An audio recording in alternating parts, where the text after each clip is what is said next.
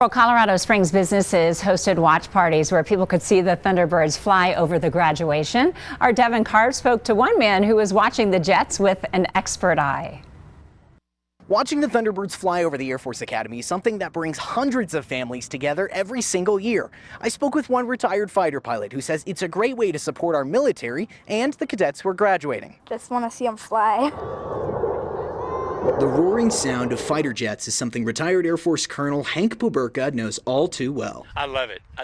The sound of those engines, the same engine I had in my airplane, I get goosebumps just hearing them. He flew F-15s for 27 years during his time in the service and says these pilots are precise and tough, flying within 3 feet and 18 inches of each other. They'll pull up to 7G, so when you see a turn coming around there, that'll be about 7G turn right here. He took his family to watch the Thunderbirds at the Western Mining and Industry Museum, something the museum has been doing for the last 10 years. Well, it's local Americana in a sense, right? This part of our culture here in Colorado Springs is the Air Force Academy.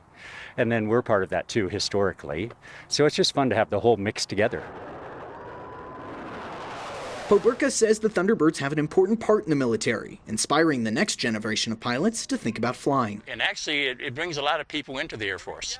So when people see these little kids, they get excited and say, oh, I want to be a fighter pilot. I want to fly the Thunderbirds. And that's one of the things we do there, is try to bring people into the military and tell them what it's like. The Western Museum of Mining and Industry says they plan to hold this exact same event this time next year.